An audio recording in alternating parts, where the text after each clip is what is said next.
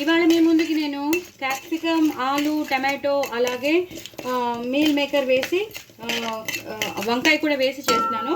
So పోపు అయితే వేగిపోయింది. నేను ఇప్పుడు పసుపు వేసేసుకుంటాను. నేను ఉల్లిపాయలు వేయట్లేదు, అలాగే అల్లం వెల్లుల్లి పేస్ట్ వేయట్లేదు, అలాగే వెల్లుల్లిపాయలు కూడా వేయట్లేదండి.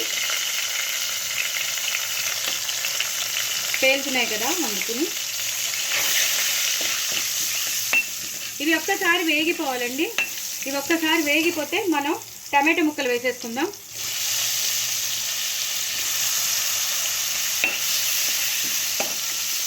చాలా చాలా బాగుంటుందండి. ఇందులో మసాలా మాత్రం వెల్లుల్లిపాయలు, అల్లం వెల్లుల్లి పేస్ట్ కానీ ఉల్లిపాయలు కానీ వేయట్లేదు కాబట్టి నేను అల్లం, పచ్చిమిర్చి, జీలకర్ర పేస్ట్ చేసి పెట్టేసుకున్నాను.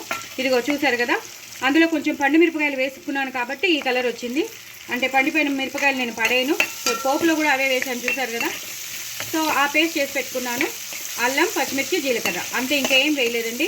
ఇవి ఒక్కసారి వేగిపోతున్నాయి కదా, ఈ టైంలోనే మనం లాస్ట్లో క్యాప్సికమ్ వేసుకోవాలి. ఇప్పుడు వేసుకోకూడదు, ఎందుకంటే అవి మెత్తగా అయిపోతే దాని టేస్ట్ పోతాయి. అవి ఎప్పుడు క్రంచీగా ఉంటేనే బాగుంటాయి కాబట్టి. టమాటోలు కూడా బాగా వేగిపోయి వంకాయలు వేసేసుకుంటున్నాను.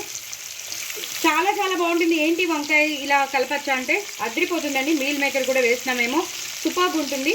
చాలా చాలా బాగుంటుంది కూర. తగినంత నూనె వేసేసుకొని చేసేసుకుంటే చాలా బాగుంటుంది. ఇప్పుడే మనం బంగాళదుంపలు కూడా వేసేసుకుందాం. మీల్ మేకర్ కూడా నేను తర్వాత వేస్తానండి, క్యాప్సికమ్ వేసేటప్పుడు వేస్తాను. ఎందుకంటే అవి స్పాంజీగా అయిపోయి ఉన్నాయి. ఆల్రెడీ నేను ఉప్పు, పసుపు నీళ్ళల్లో పెట్టేశాను. ఉడకబెట్టుకున్న అదే బాయిల్ కూడా నేను చేయలేదు, 2 నిమిషాలు వేడి నీళ్ళల్లో కూడా పెట్టలేదు. మామూలు రూమ్ టెంపరేచర్ నీళ్ళల్లోనే ఉప్పు, పసుపు వేసేసి పెట్టేశాను. అవి ఆల్రెడీ స్పాంజీగా తయారైపోయి. సో కూర అనేది చాలా ఈజీగా అయిపోతుంది. ఇవి మాత్రం ఒక్కసారి వేగాలండి. ఇవి వేగాక మీకు చూపిస్తాను. చూసారు కదండి, బాగా వేగిపోయి వంకాయ ముక్కలు కానీ, బంగాళదుంపలు కానీ, టమాటో కానీ బాగా వేగిపోయాయి కదా. ఇప్పుడు మనం అల్లం, పచ్చిమిర్చి పేస్ట్ వేసేద్దాం. ఎంత కావాలో అంతే వేసుకోండి, మళ్ళీ కారం అయిపోతే కష్టం. సో పచ్చిమిరపకాయలు వేసాం కాబట్టి, అల్లం కూడా వేసాం కాబట్టి ఘాటుగా ఉంటుంది కాబట్టి చెప్తున్నాను. చూసుకుని వేసుకోండి, ఎందుకంటే కూరలో కూడా మనం పచ్చిమిరపకాయలు వేసుకున్నాం కాబట్టి చూసుకుని వేసుకోండి. మీకు రుచికి తగినంత, మీరు కారం ఎంత తీసుకోగలరో అంతా వేసేసుకోండి. నేను మాకు తగినంత వేసేసుకున్నాను, ఇంక మాకు అవసరం లేదు. ఇప్పుడు ఒక్కసారి వేగిపోవాలండి. ఒక్కసారి ఇలా వేగితే ఆ పచ్చివాసన ఏదైతే ఉంటుందో అది పోతుందన్నమాట. నేను హైలో పెట్టేసుకున్నాను. చాలా చాలా బాగుంటుంది కూర మాత్రం, సూపర్గా ఉంటుంది. అన్నంలోకి బాగుంటుంది, చపాతీలోకి, రోటీలోకి బాగుంటుంది. ఇలాగే పెద్ద పెద్ద ముక్కలు తరుక్కోవాలి బంగాళదుంపలు అనేవి. చూసారు కదండి, బాగా వేగిపోతుంది. ఆ పచ్చి వాసన కూడా పోయి మంచి వాసన వస్తుంది. ఎందుకంటే మనం వేసిన అల్లం, పచ్చిమిర్చి, జీలకర్ర పేస్ట్ కదా, చాలా చాలా బాగుంటుంది.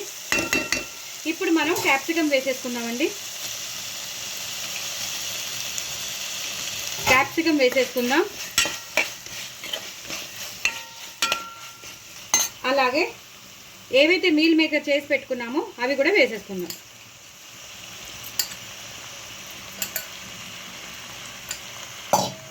సో నేను మీల్ మేకర్ కూడా వేసేసుకున్నానండి. ఇది ఒక్కసారి ఇలాగా కలిపేసుకోవాలి. మనం కింద నుంచి పైకి, పైనుంచి కిందకి కలిపేసుకోవాలి.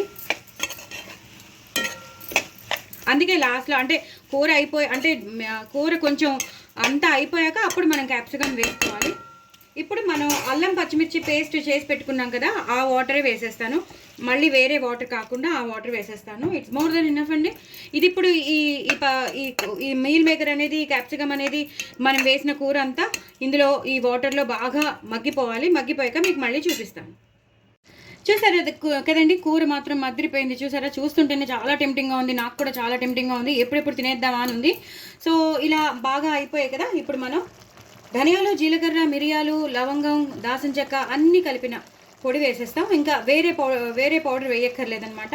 ఈ పొడి ఒక్కటి సరిపోతుంది ఆ మసాలా ఫ్లేవర్ రావడానికి. నేను ఉల్లిపాయలు కానీ, వెల్లుల్లిపాయలు కానీ, అల్లం వెల్లుల్లి పేస్ట్ కానీ ఏం వాడట్లేదు కాబట్టి జస్ట్ నేను ఆ మసాలాలు ఏమున్నాయో ఎలివేట్ అవ్వాలో అవే వేసినాను.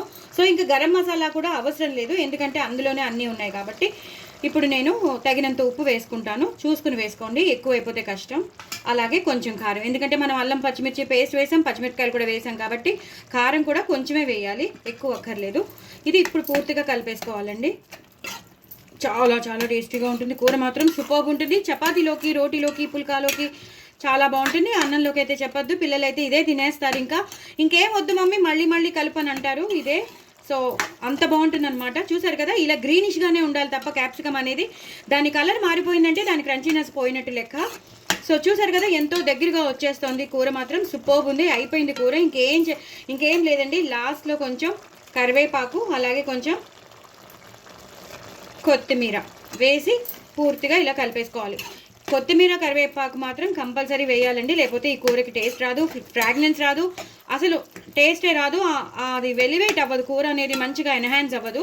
సో చూసారు కదా మీల్ మేకర్ అనేవి ఎలా కనబడుతున్నాయో, మీకు నాన్ వెజ్లో అనిపిస్తున్నాయేమో కానీ సూపర్బ్ ఉన్నాయి. మీల్ మేకర్ మాత్రం సూపర్బ్ ఉన్నాయి.